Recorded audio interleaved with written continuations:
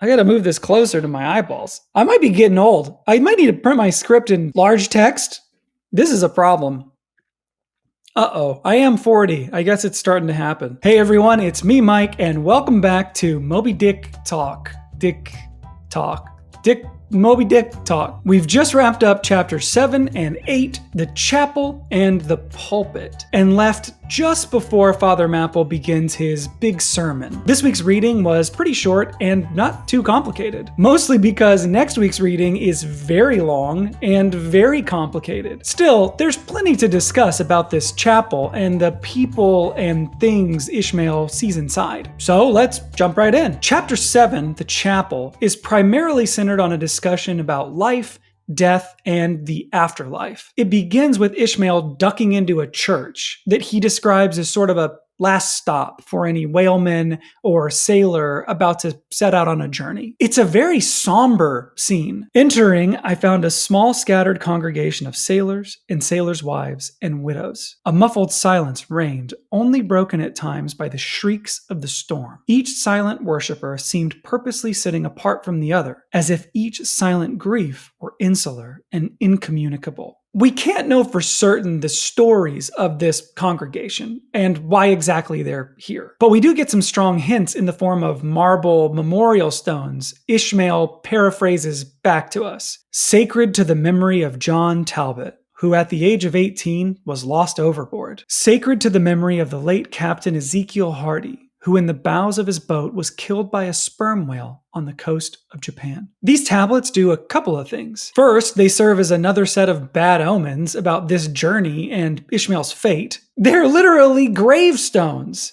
It couldn't be clearer. Second, they give Ish a moment to reflect on the loss and danger associated with whaling. He does this by wondering if the mourners here are specifically related to these tablets or just reminded of their mourning by them. Whether any of the relatives of the seamen whose names appeared there were now among the congregation, I know not. But so many are the unrecorded accidents in the fishery, and so plainly did several women present wear the countenance, if not the trappings, of some unceasing grief, that I feel sure that here before me were assembled those in whose unhealing hearts the sight of those bleak tablets sympathetically caused the old wounds to bleed afresh. And he talks about the unique form of grief that occurs when a loved one is lost at sea. O ye whose dead lie buried beneath the green grass, who standing among flowers can say, here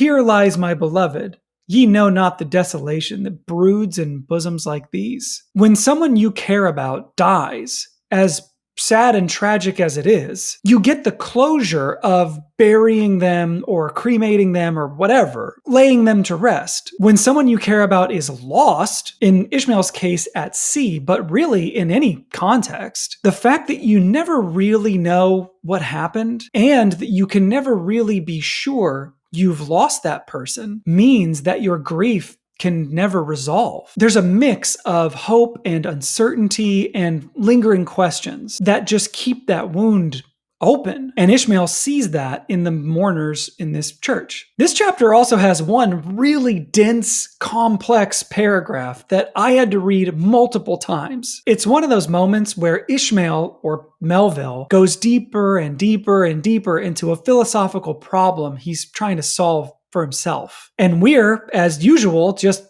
watching it play out. It has a lot of interesting thoughts in it, though, so I'm going to break some of it down here, line by line. In what census of living creatures the dead of mankind are included? Why is it that a universal proverb says of them that they tell no tales, though containing more secrets than the Goodwin Sands? So first, Ishmael is wondering why it is that we say dead men tell no tales, when if we believe in an afterlife, as the Christians who built and attend this church say they do, we should also believe that all of those dead men carry on into the next world with their tales and continue to tell them to other ghosts. Next, Ish thinks about the word departed. How is it that to his name, who yesterday departed for the other world, we prefix so significant and infidel a word, and yet do not thus entitle him if he but embarks for the remotest Indies of this living earth? He wonders why we consider departing from this world to the next as so different from departing on a long, distant voyage. From his perspective, either way, that person is gone, possibly never to return. But we only affix the title departed to the one who's crossed the metaphysical barrier. It raises the question of what's so different about death when compared to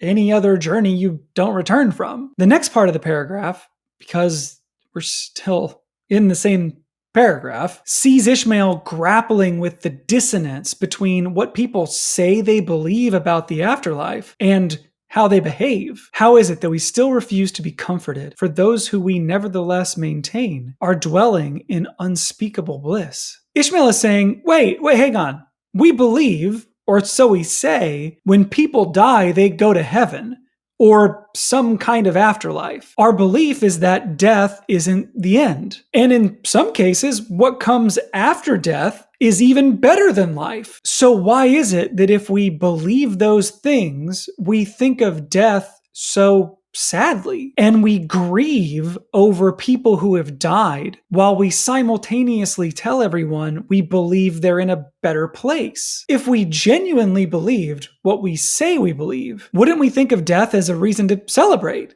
instead of mourn? Or is it possible that when we really dig deep down, we don't truly believe these things? Maybe it's just a bedtime story we tell ourselves to try to make sense of this world. Also, if we believe the spirit goes on even after the body ends, why is it that any evidence of that being true is scary to us? Why all the living so strive to hush all the dead? Wherefore, but the rumor of a knocking in a tomb will terrify a whole city. A ghost showing up at your house is giving you proof that life goes on. So why are you frightened? If you're living in paranormal activity, it means grandma's still out there.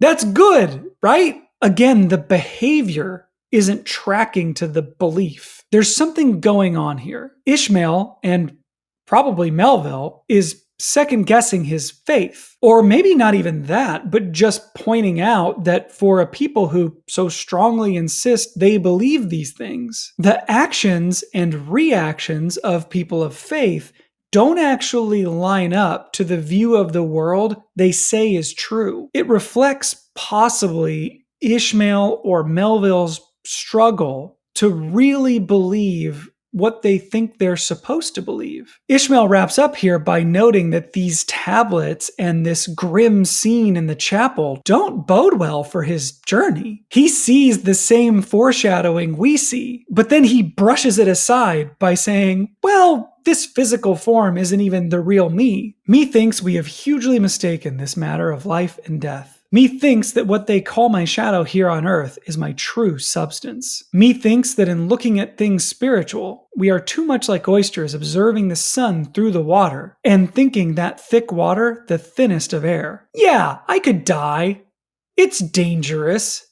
But death isn't what we think it is. And to be honest, I'm not super sure we don't have this whole thing backward. I think it's possible that what we consider life is the smaller, silhouetted version of what's really out there. And the gateway from the shadow to the source is death. Of course, this is the guy who previously said that taking to the sea is his substitute for suicide. It's hard to know if this is an objective philosophy and how he really feels about life and death, or if it's the perspective of someone who has convinced themselves that there has to be something better than the life they're living. Finding a greater existence beyond your physical self is an interesting philosophical concept. But your interpretation of it depends greatly on whether it's being presented to you by a suicidal person. It's also worth noting, however briefly, that Queequeg is here. I seated myself near the door and turning sideways was surprised to see Queequeg near me. Affected by the solemnity of the scene, there was a wandering gaze of incredulous curiosity in his countenance. Queequeg's presence in the chapel, even though it's mentioned almost as a casual aside, reminds us that our harpooner friend is also on a journey of discovery, learning about Christianity and a world that's very different from his own. And we'll talk some more about that in future chapters. Let's move on to the pulpit. We aren't waiting in the chapel long before Father Mapple arrives. Yes, it was the famous Father Mapple,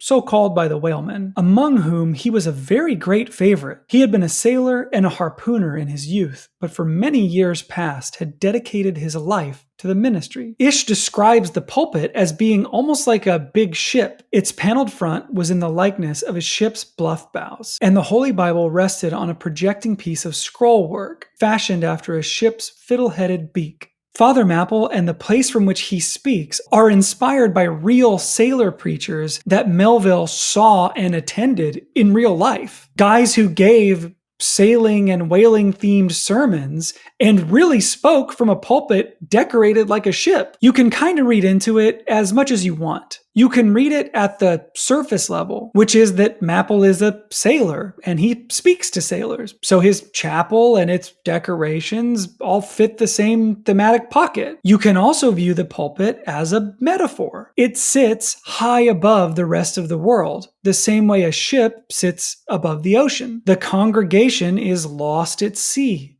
while their captain attempts to save them. Ishmael certainly reads a great deal into the shape of the pulpit. What could be more full of meaning? For the pulpit is ever this earth's foremost part. All the rest comes in its rear. The pulpit leads the world. Yes, the world's a ship on its passage out, and not a voyage complete, and the pulpit is its prow. Ishmael is saying the thing that leads humanity forward is the church. It's the entity at the front of the ship that's getting buffeted by God's winds, and the thing that sees first what's coming on the horizon. It pulls the world behind it as it navigates God's currents. This says a lot about how Ishmael and Melville view the role of the church and its importance. Ishmael also reads a lot into why exactly Father Mapple pulls the ladder up behind him as he ascends into the pulpit. He separates himself very clearly from his congregation. He's not just higher up.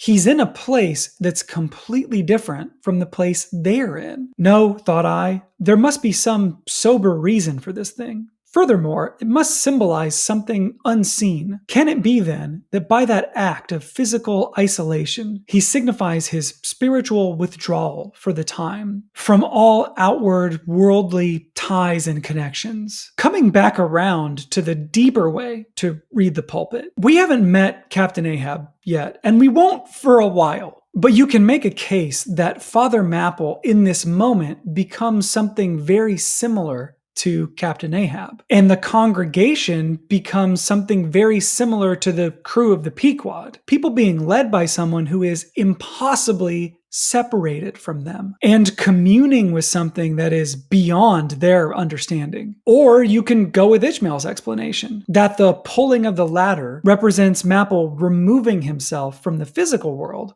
temporarily while delivering his spiritual message. And what a message it's gonna be. That's pretty much all there is to talk about in chapters 7 and 8. Next week, we're gonna talk about chapter 9, the sermon. Prepare yourself. This is a long chapter, and it's gonna be one of the more difficult readings in this series, but it'll be a good time. I promise. Anyway, until I see you again, please be good, be kind, don't kick any puppies, and thank you for watching. If you're enjoying this explainer series, don't forget to like and subscribe, check out the Patreon, and leave comments. I like reading your comments, so definitely drop those in.